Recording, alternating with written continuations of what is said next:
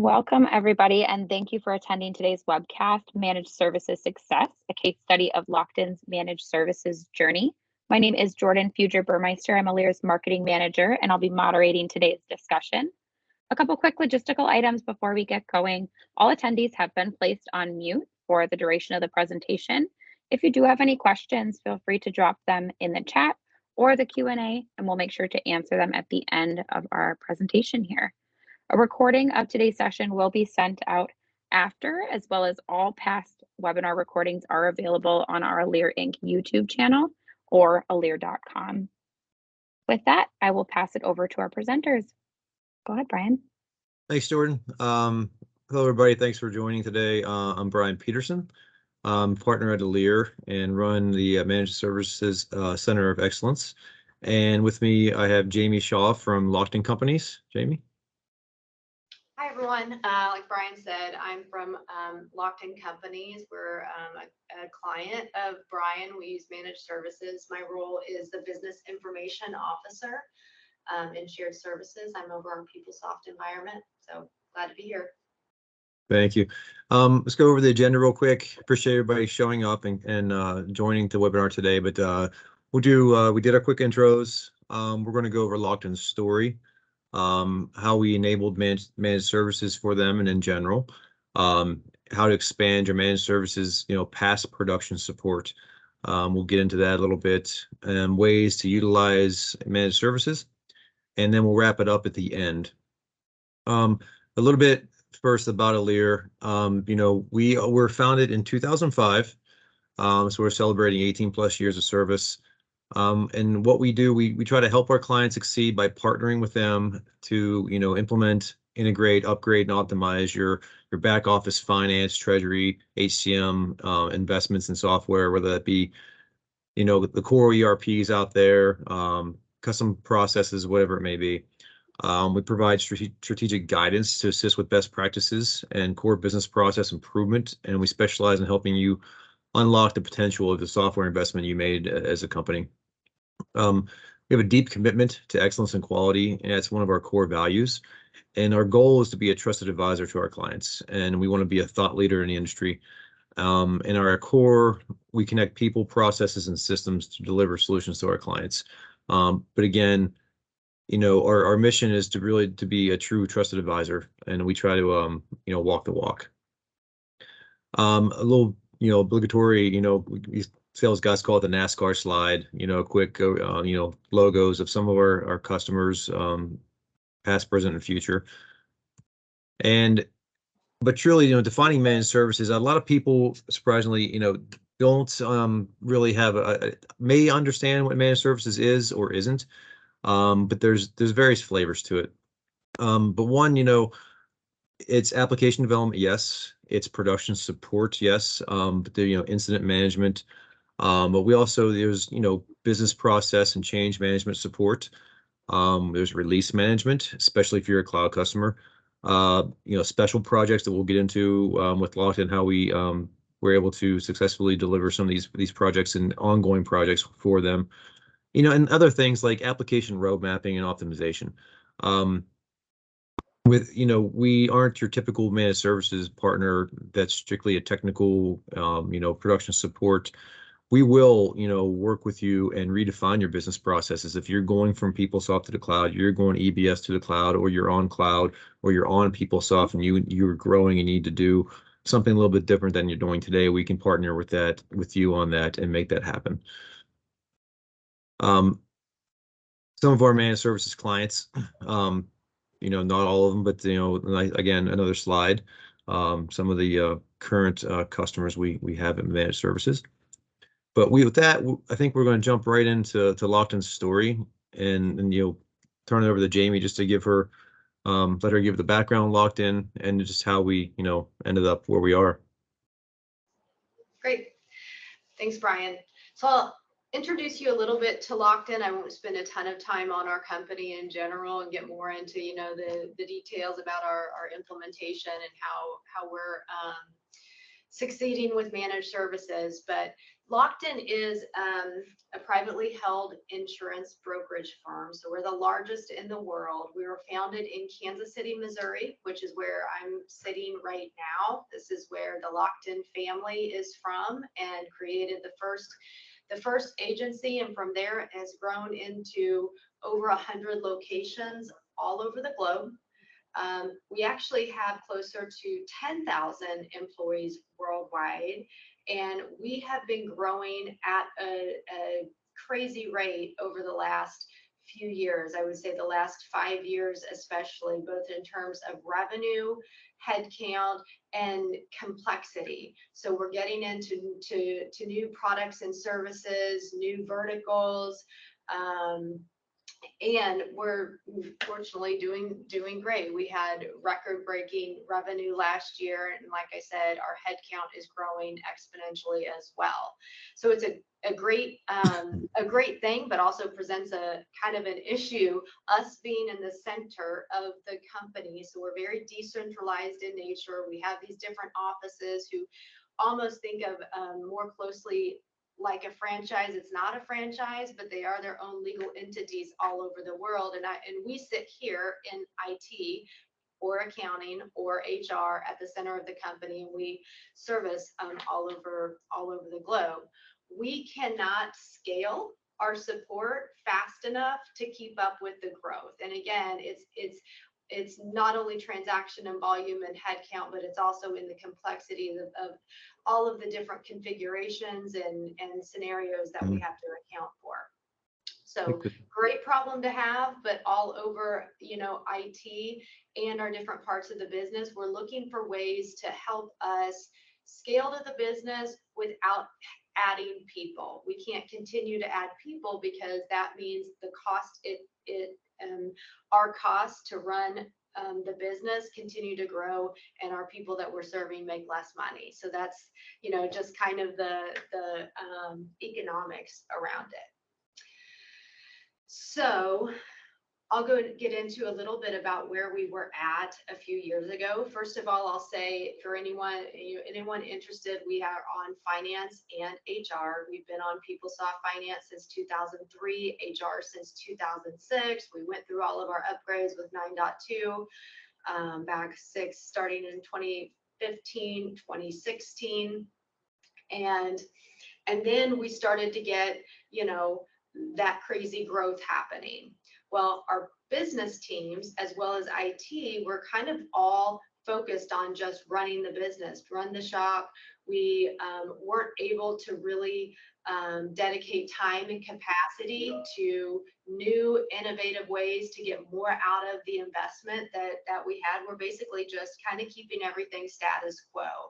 We have a very small development team in IT. In fact, I had one developer only, and I had one system PS admin only. And we were running, like I said, both HR and finance. Well, think about not only from a business standpoint of what value we're delivering, think about the people standpoint of those two people. Their careers are not really going anywhere, right? They're doing the same thing over and over in this little bug fix. And so in order for us to be able to continue for those people to grow their skill set, again, we're not just bringing on new people. We are looking for ways to help augment our staff and be able to scale up and down to capacity. So there's times that we as an organization, I'll say, on a broader scale, are going through a lot of digital transformation, not just here, everywhere we're going through digital transformation. A lot of that impacts PeopleSoft. And so we wanted to be able to scale up and scale down so we could do all of this transformation and not have to just continue hiring people, because you're always going to find yourself in that way that you've hit a limit. And you can add more people and you're going to hit another limit. And so we were looking for ways basically to help us with, rolling out new features, meeting the demand, helping our teams in HR and accounting who also are growing at the same way we were, that were kind of new to the system, help them with their knowledge, providing more knowledge without having to invest a ton in training. So that's kind of what our pre-state was. We can go to the next slide. And I think Brian's going to hand it. And these are, not only from, some of these were from Lockton, but the other, managed services providers or customers that we have that we pull, and our, Jordan, her team do a great job of understanding why people selected us and, what they were looking for. And so we can constantly evolve our services as well. But some of these, decision factors when people have selected a managed services partner, are you adopting to how we provide our managed services, or is the managed service provider adopting to you as the customer, how you need them to be provided? Jamie gave some examples there. You have to be flexible to meet the demands of the customer, or Lockton wouldn't have chosen us or maybe somebody else if we can't provide the types of managed services that they wanted. But does your managed service provider have the functional and technical aptitude to not only provide production support, but also road mapping, true business transformation capabilities? Jamie spoke about the growth, the tremendous growth, and we'll go through later some of the HR challenges we had to try to meet some of those demands and the growth that was happening. Some managed services providers are purely technical in nature and reactive, just production support. We want to make sure you're looking at a service provider. Can they work with you and grow with you and be part of the team? Does your managed service provider give open and honest feedback? We try, as much as you can. You want to be sure that things are transparent, that you have regular cadence meetings. You're communicating with not only the people on the team, but the people above the team as well, to make sure everybody's on page where things are at. If there's a problem, people need to know about it. But also, do you know the resources who are providing the services? That should be a big decision factor for people looking at a managed service provider. I don't want to be in a situation where, Jamie doesn't know who's logging into her system, or another client of ours, we don't have generic user 1, generic user 2. They know who's in the system. They know who's, fixing that, creating the script, whoever's configuring, base benefits. So, the new things going forward, they know exactly who it is. And we have meetings and daily cadence with those resources to make sure that things are done the right way. Your managed service provider, and this is extremely important, they've got to be a good steward of your data. They got to follow your practices and policies, especially when we're dealing with HR data, right? The PII, the personal, identifiable information, very sensitive. We don't want to be in the news. Nobody wants to be in the news. Make sure that data doesn't leave your whether you're hosted on Amazon, whether it's internal or, OCI or whatever it may be, Azure. Make sure it doesn't leave where it shouldn't leave. It should not be sitting on somebody's laptop, emailing back and forth. And also, you want to make sure that a managed service provider, again, this goes with scale and services offered, that you have a robust onshore presence as much as you do an offshore presence. Some clients don't want an offshore presence, but a lot of clients want a mixed bag of onshore and offshore to make sure you get, daily coverage when you need it, functional coverage when you need it, and then the technical aspects and some of the other functional aspects that can be done at a lower rate when needed as well. And Jamie, I'll give back to you, how you guys selected the partner. Yeah, so everything that Brian mentioned there was super important to us. I will say that me personally, I had zero experience with this going into it, and neither did my team, neither did our HR and accounting business partners. So we were all kind of like learning as we went. At Lockton, we did a little bit more of this. We were dipping our toes in other areas of application development. So there was some knowledge there that I could glean, but pretty much it was just like, we got to figure out what's going to work. So, the flexibility was super important. The willingness to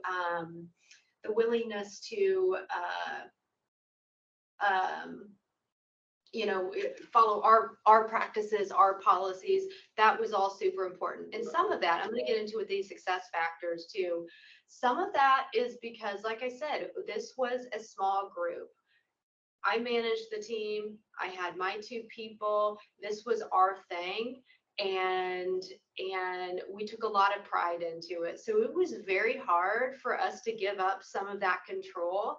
And we did it slowly. There was things that we, that we kept a hold of, and we just had to, like, let's get comfortable with each other. And then, we've been able to expand that over time. But we went through a process, kind of like, it was almost like we looked at it as a trial. Like, let's try this for 3 months. Let's do another 3 months, another 3. And at some point we're like, okay, this is something that we're managed services in general. So first it's like, we had to be sold on, does managed services work for us or not? Then it was like, okay, what are the success factors? And we sat down with HR, with accounting, and said, what are the things that have to be successful in order to move forward? So one, are they filling the role? Are they doing what they are supposed to be doing? And I mean, not like, just the task they're doing. The need that we originally had, is it being filled or not? What's the level of responsiveness, and is it appropriate to what the problem is? So when we have I mean, this is kind of like a relative thing. It shouldn't be that relative, but like, you have a severity 1 type thing, are they responding in a way that we're getting the business the fixes that they need? This is the part that I think is kind of special, these next 2 things. So relationships are very important. Again, we're a tight-knit group. Lockton in general, just a little bit about our culture is, we were a family started business. There's still very much of that entrepreneurial kind of family feeling or culture here, and that is definitely true for this little community that we had at Lockton. But also, I think PeopleSoft is also special as well, where it's so funny when we meet new people that are either on the team, or we maybe are interviewing we do have another project manager role here. It's like, you can tell the PeopleSoft people, because they come in and they're like, oh, I've been on PeopleSoft in 1990 something. I came in on version 8. Blah blah blah. Like, they always start with what version they came in on, which is so funny. But it's a community, and so that's really important to us to, like, be a PeopleSoft shop with us. And then, so the last bullet is just another way of saying that is, we, for us, needed it to be like an extension of our team, and not just like tasks that you're throwing over to an email address somewhere. And that includes, we use both onshore and offshore, and that's important to us and different from other parts, even of models that we use here, where you may never talk to your offshore people, and you have like a liaison that, there's just kind of this, don't look what goes on behind the curtain. But it was important for us to be like, no, we want those people to be part of our team as well, because that's what fits our culture here. So, those are all things that I think individually companies need to define for themselves, but those were the things that were important to us. Yeah, and you brought a great point, Jamie, about the I didn't think about this. Like, we started out slow, right? Because you got to build that trust factor, and you got to build that that honeymoon period where you realize that the people you choose have to know your business process, and you can't push the wrong button and screw something up. So we appreciated Lockton a lot, because they started out slow. Jamie tested us a few times, and and not to say we are not without fault. Let me put it that way, and nobody is. But the best PeopleSoft people can come in, think they know everything, but you don't know the business process. You went straight from A to C and you missed B.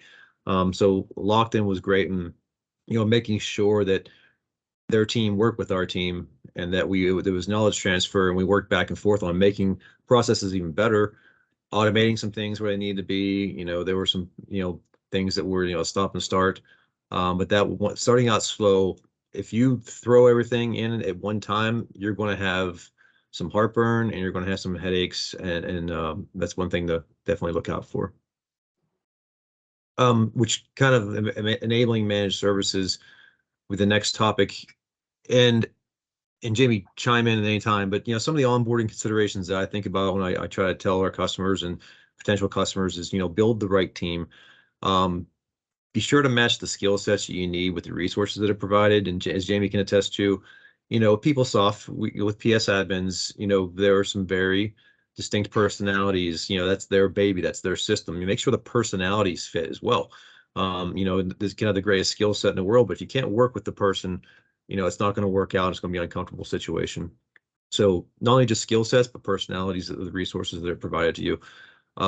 Set expectations, like don't assume anything, set the expectations with your team as the customer, but also with the managed services team. This is what we expect out of you. Don't sugarcoat anything. This is our system. This is how things need to work. Here's the cadence if something goes sideways, things of that nature.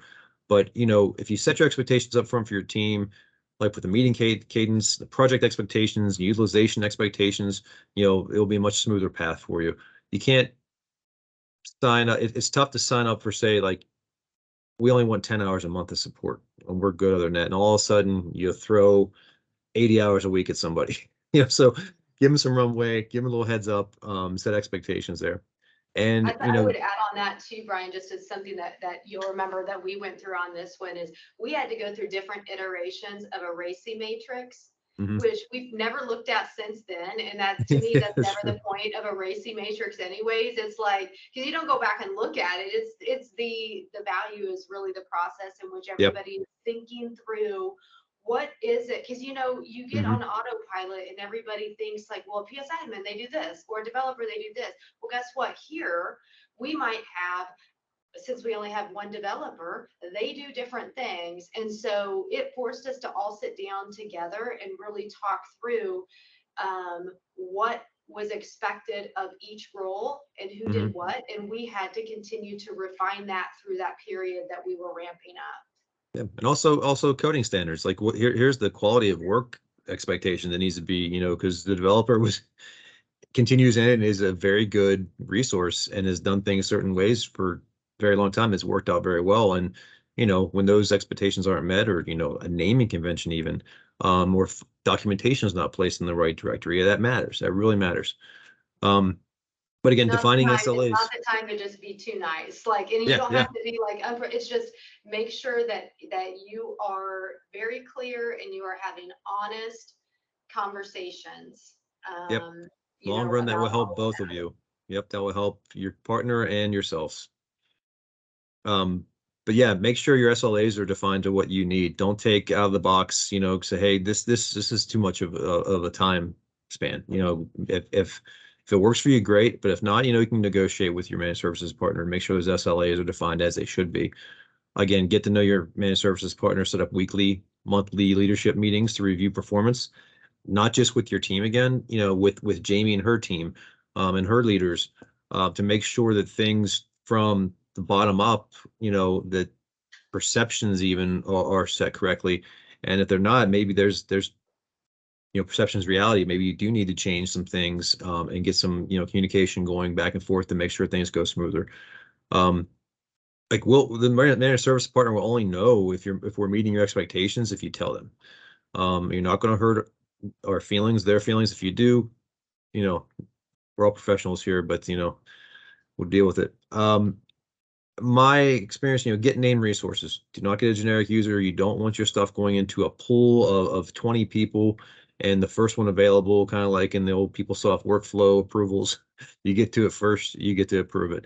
Get the named resources, know who's in your system, get to know them, and things will be much smoother. Prepare for the unexpected. This means you go into these situations and I just need a GL functional resource, or I just need AP, functional or technical help.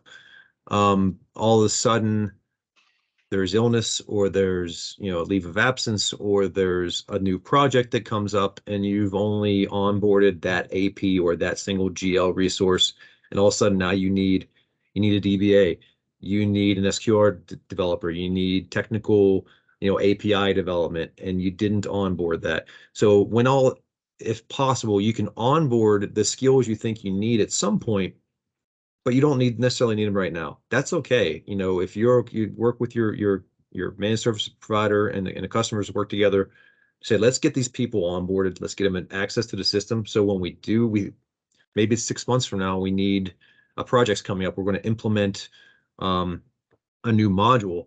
You'll have the people in the system. They'll be acclimated, they'll know where things are, but you don't necessarily need them or be charged for them at that time. But they're there and on ready for when you do need them. Again, getting the teams acclimated, you know, set up meeting cadence immediately. Don't take it for granted. Set that cadence up. It's in the beginning, you might need more than you do 6 months into it or a year into it. And also, if there's a project going on, you might still, again, need those every day or multiple times a day. We're meeting probably with Lockton right now 2 or 3 times a day over various groups of people, just because there's a lot of things going on. But you know, from my standpoint, from a managed services standpoint, like if you do get those cadences set up, like you got to remember too, we're not your only customer. You know, we try to give all the personal service we can, but there are times, you know, where you're booked solid with another, you know, customer, you know, responsibility time. But if you get those cadences set, you're booked on the calendar. Use those meetings to go over existing tickets, upcoming initiatives, events that the team needs to be prepared for. Jamie does a great job of telling Chris and I, our sales guy, look, we're going to be implementing Concur, we're going to be doing PUMs, we're going to be doing, this, and sometimes my head's spinning. But she gives us the runway, she gives us a heads up, and it's not like, oh, by the way, next month we're ripping out time and expense, we're putting in Concur. We knew about that, we were prepared for it, and we got the right people in place. Solicit feedback from your team on how your managed services providers is how they're doing from the top down. Like everybody, is the developer responsive? Are they putting quality work together? How many times did they had to go back through the change control process? All the way up to the functional people to managers, whatever it may be. Get feedback from your team. Give them feedback. This is a partnership. No matter who you choose, if you go this route, and ultimately they're working on your system, so you want them to have full disclosure, you want to have full disclosure, and you want to be able to communicate with them when you need to, when bad things happen, God forbid, but we all know some bad things happen sometimes where API goes down or certificate expires. You need to know who to call, and they're going to answer the phone and get things done. When possible, I know it was difficult the last few years with COVID and the pandemic, but have a kickoff meeting in person if possible. That breaks the ice, that gets people, nothing. I know working from home is, great for a lot of people. Hybrid's even better, but you can't replace the kickoff in person in my mind. I've known this a long time, so maybe I'm just old school that way, but you get to build those relationships, getting that personal touch with the person you're meeting for the first time, the team, I think really helps a lot. And Jamie hit on this, complete the RACI. Like she said, like the RACI is really about that initial, getting to know people, who does what, who's responsible for what. And then really, like you said, you never look at it again hardly. But at that point in time, who's who, and if that person moves on, you'll know what role they were in and who's replacing them. You'll get to know them and know what their responsibility is. You're not going to be guessing or wondering what's going on in that area. Jamie, anything want to add? No, I think you touched on everything. The one thing that I'll just maybe expand upon, you mentioned it before, is that idea of planning in advance.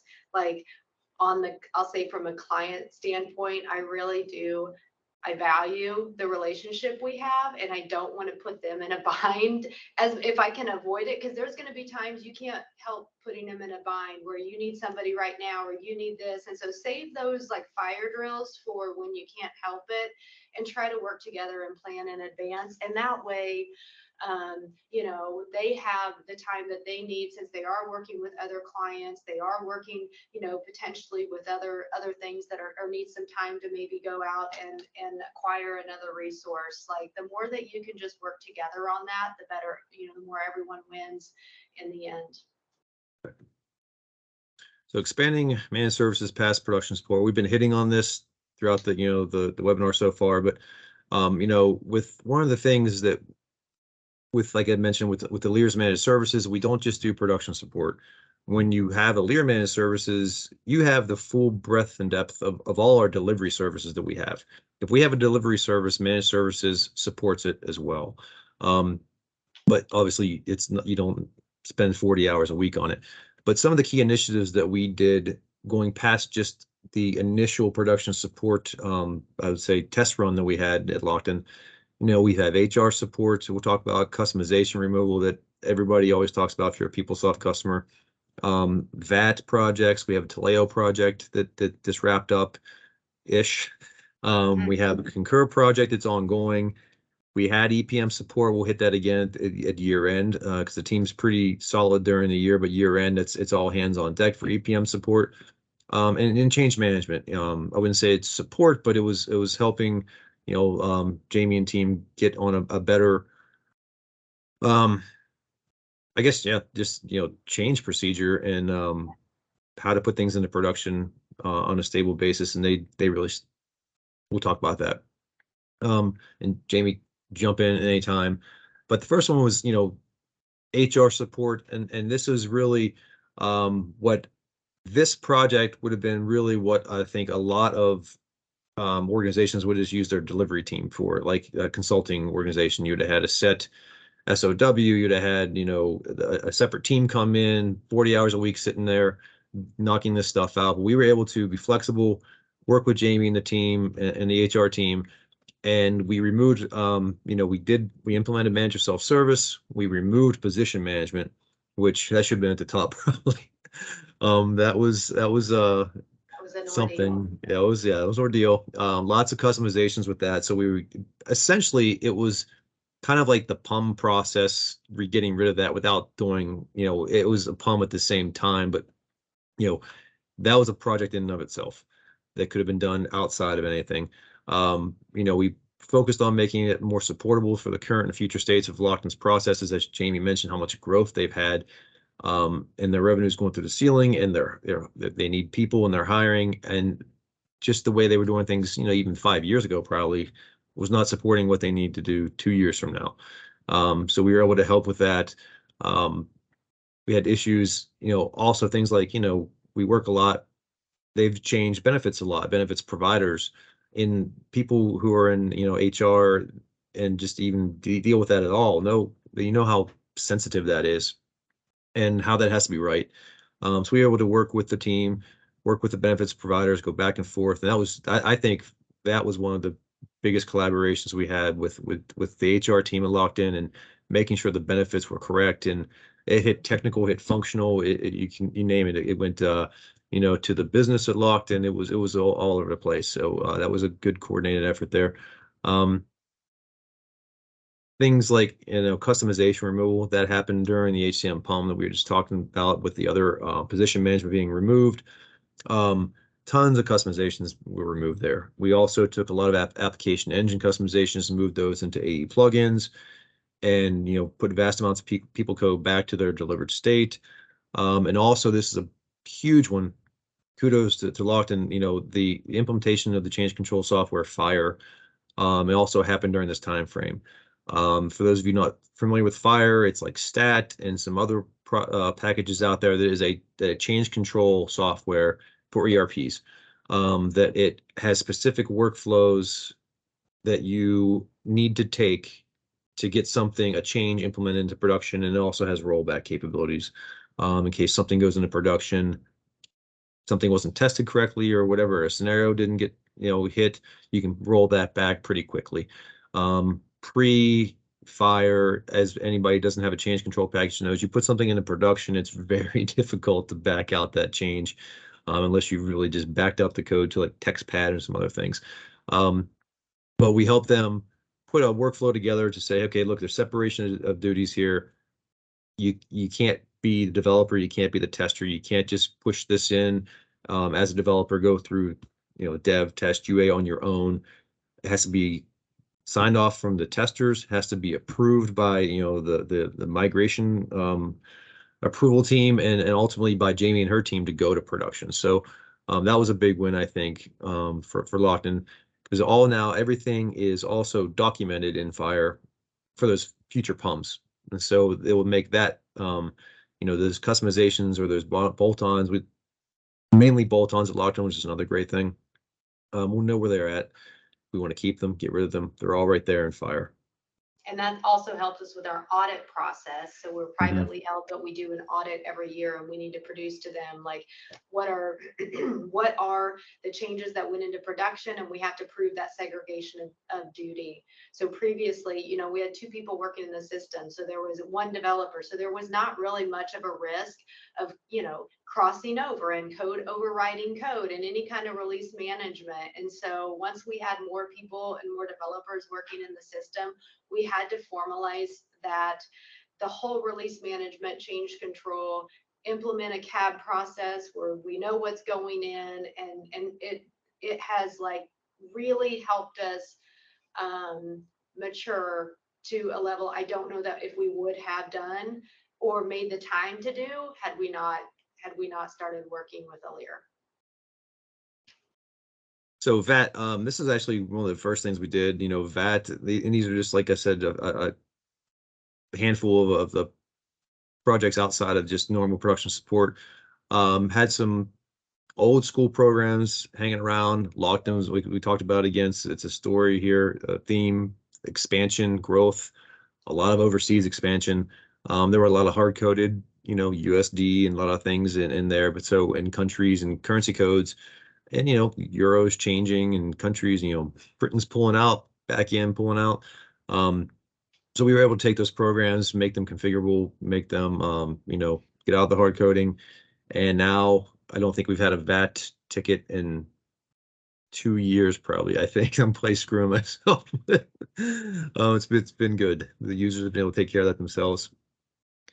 Another one we mentioned, Taleo. A little bit outside the norm, of ERP system, but with their growth, Taleo is their main recruiting tool to get talent in the door, and so we had to bring in one of the Taleo guys to help them with the process. They were going to go out to RFP with some other products, decided to keep Taleo, but just some of the things, don't need to go through these bullet points, able to help them get on to a path to potentially one instance of Taleo globally. And a current right one going on right now, we're taking out PeopleSoft travel and expense, putting in Concur. We're providing both functional and technical expertise on an as needed basis. We're doing this project. Lockton's doing a lot of the heavy lifting on the Concur side. We're there as needed on the PeopleSoft side. So like one of the nice things is they don't pay 40 hours a week for us to sit there and, do 20 hours worth of work. When the work comes, we develop it. We wait for the rest of the team to be ready. When they're ready, we come back on board, test, bug fix, whatever it may be, and we move on. So that'll be going live this summer. And I mentioned EPM support, that this is a big one for Lockton's year-end close process. Pretty quiet during the year, but at the year end, this is a big one, and we pull in our EPM team, and it's all hands on deck, and it could be all hours of the night, if they're running their reports and something, that's not coming out correctly, or bombs, or we will jump on and get that working for them and make sure they can get the data that they need in the right hands. And we just talked about this with formalizing the change management process with Fire and working through with Lockton and getting the workflow set, and just taking examples from past hate the word best practices, but things we've seen used in the past and that works best in our experience. I hate best practices because this is different. Helped us find Fire too. We didn't even know what to do, and we had him. We're like, "What is there a change control being out there, and so they introduced us to Fire. So ways, to utilize your managed services partner. Jamie, I think I'll let you speak to this if you want. And yeah, I mean, some of this we've already hit on. It's all about the ability to scale up and down to meet demand for some of these more transformational, larger efforts that are coming in, that if we were to take those on, we wouldn't be able to do anything else, or we wouldn't be able to do them because we're just trying to keep the lights on the system. But so not only were we able to meet the demand with the extra capacity, we've been able to go back, like we just scratched the surface on some of the improvements that have been made. There was in pre Elire, there were so many instances where we would do, well, I guess one of these, the Wild West is an example of this. We would just do direct data updates into the system. And it would be routine things that HR would say, we need this loaded, and there isn't a delivered page to do it. And so we never had the time to build them a front end to do it themselves. And so there have been so many things that, again, it's not just being able to meet the demands, it's also to make improvements. It's forced us to say, is this the right way of doing it or not? And what's the right way of doing it? And let's get that on the backlog and get it prioritized when we have the time. So it's actually, there's been so much efficiency that's been created in the technical work that needs to be done. So we talked about ability to scale up and scale down, not only in the technical side, but functional as well, which the business has really appreciated. The formalization of processes, and then yeah, just the relationship management, that people, we've got to know each other so well. They've been flexible in how I like to do things. So when I like to do like a PUM update and we do testing, I like everyone to get on a WebEx and sit there with each other and do kind of like parallel play, we call it, where we may not be actively talking, but you're right there. And if you have an issue, you can immediately say, hey, Brian, I've got a problem with this. And we're not emailing and just wasting time. So throughout that process, we've spent a lot of time on calls, just like getting to know each other. And so the teams really do feel that, we have it's been nothing but positive as far as just, what we've gained in the additional capacity. we have a lessons learned here too. I think you want to, probably better for you to talk about the lessons learned probably. Yeah, lessons learned. So we started this pretty quickly, and I think it was in March 2020 that we started this. So we started talking in February 2020, and we actually launched it. And we all kind of got scattered and busy, and we started pretty small. But what we did, so we never had that formal kickoff, like Brian mentioned. In person wasn't really an option at that time, and everyone was just kind of like reacting, and we didn't have everybody involved as we learned, and we paid for that as we went. It was kind of painful when a group came in and they're like, trying to learn as we go. We should have done some of that up front. Budgeting and what's your minimum hours, what's the duration, what's all these levers that you can pull to get, it's kind of an art more than it is a science. You're going to figure that out as you go, that you don't want to sign up for a number of hours that you aren't every month going to meet. You need to come up with what's the number that you're always going to hit, and understand that there's going to be some months that you're going to spend more. So if you're working towards a budget to what you expect to spend for the entire year, because that's the beauty of it. Scale up and scale down. And then, again, this goes to the one before about, getting the right people involved, and it's just the change management. This is new. It's scary for some people to, if they haven't worked, they think, are my jobs getting replaced, or, who's this company coming in? It's us against them. And so having a good, strong change management plan is something we could have done better at it. We didn't do change management very well at all in general then. And so I think if we were to go back and do it again, we would have a better plan together. Yeah, as you mentioned, March 2020 was not the, it was a good time to start a support contract, but not a good time to kick one off. Right. So with that, we have the wrap up here. But the key takeaways, partner with Elire, Lockton, you've been able to keep up with your pace of growth and prepare for the future. And these are some of the things we've talked about. As Lockton grows, our managed services support is assisting, the company along its your roadmap for IT optimization, innovation, whatever that may be. Whether it's PeopleSoft or not, we're there to support them. To prepare for the future and ensure that Lockton's business needs are being fulfilled. We've maintained a partnership that's going to involve consistent optimization of Lockton's HCM and financial applications. And we work to deliver an HCM and FSCM PUM image each year for Lockton, as well as continue to assist with new functionality, day-to-day production support, and assisting them with business process expertise and advisory. Like I said, more than just production support, more so strategic and then just tactical daily activities. And quickly, why Elire? We have a hybrid delivery model. We have offshore, nearshore, and we have onshore, and any combination of the three. Whatever works, we're flexible for whatever the client's needs are. We don't have a bronze, silver, and gold package. It's what is Lockton's package? What is company Acme's package? What do they need? We'll see if we can, tailor that to your specific needs. Named resources, we always have named resources. We will not do generic user 1 logins, user 2 logins. You'll know who's in the system at all times, who that person is. You'll know their names, usually know probably more than you need to know about people at times. But it's a true business partnership. We let Lockton know what's happening. They let us know what's happening. And we try to do that with all of our clients, just so we set expectations and, there aren't any, big potholes coming that we don't see. We don't want missteps on our side. We want to have a misstep for the client either, that, we're not ready for something that's coming. Like I said, we're flexible and scalable.